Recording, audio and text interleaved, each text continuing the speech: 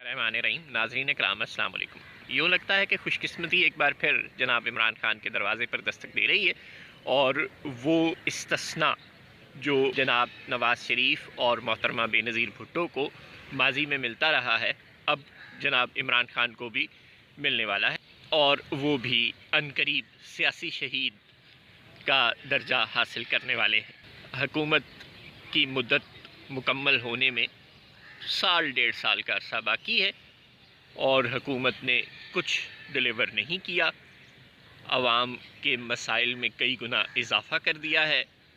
आवाम को महंगाई, बेरोज़गारी, गुर्बत और दीगर बेशुमार मसाइल में मुब्तला कर दिया है और वो तरक्याती काम जो नून लीग के दौर में हो जाया करते थे उनसे भी महरूम कर दिया है। इस तमाम तर बुरी कारकर्दगी के नतीजे में यकीन हो चला था कि अगले इलेक्शन में अवाम पाकिस्तान तहरीक इंसाफ को मैंडेट नहीं देंगे, लेकिन हुकूमत की मुद्दत पूरी होने से साल डेढ़ साल कबल अगर अपोजिशन उन्हें घर भेजने में कामयाब हो जाती है तो इसके जनाब इमरान खान को दो फ़वाइद होंगे। पहला तो ये कि आखिरी साल डेढ़ साल इंतखाबात से पहले जो जमात हुकूमत में रहेगी वो भी अच्छा डिलीवर नहीं कर पाएगी। ज़ाहिर है, जब इतनी बुरी पिच पर वो बैटिंग करेगी तो कैसे अच्छा डिलीवर करेगी।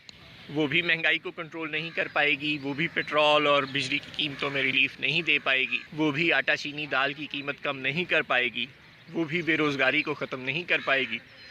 तो जनाब इमरान खान साहब कहेंगे देखा कसूर मेरा नहीं, जो भी पाकिस्तान में हुकूमत संभालेगा 70 साल से होने वाली लूट मार की वजह से वो अच्छा परफॉर्म नहीं कर सके।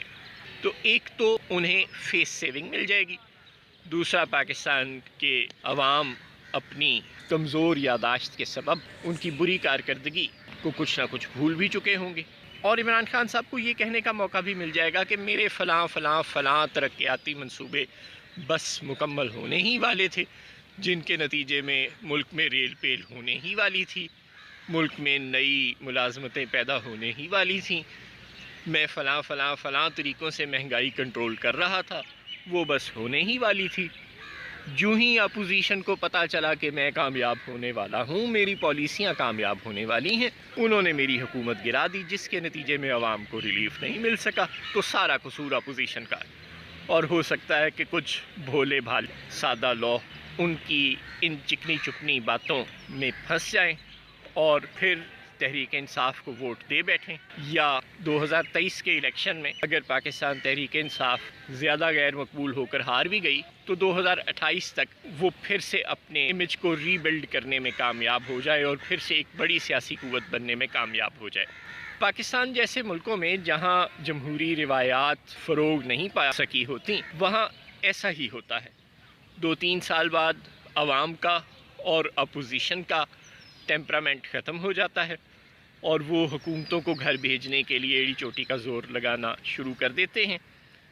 अगर हुकूमतों को घर भेज दिया जाए तो उन्हें फेस सेविंग मिल जाती है, उन्हें अपने इमेज को रीबिल्ड करने के लिए जवाज़ मिल जाते हैं और वो 2, 4, 5, 10 साल बाद दोबारा इक़्तिदार में आ जाती हैं। और कोई भी जमात हमेशा के लिए अपनी बुरी कारकर्दगी के बावजूद खेल से आउट नहीं होती।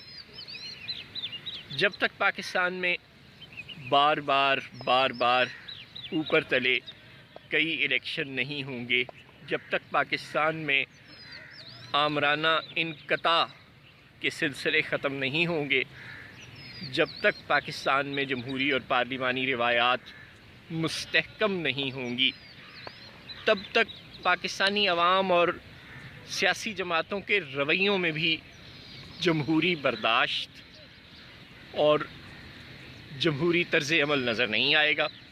वो इसी तरह हुकूमतों को घर भेजने में जल्दी करती रहेंगी और इसी तरह बुरी कारकर्दगी के बावजूद सियासी जमातों को नई ज़िंदगियां मिलती रहेंगी। अस्सलाम वालेकुम।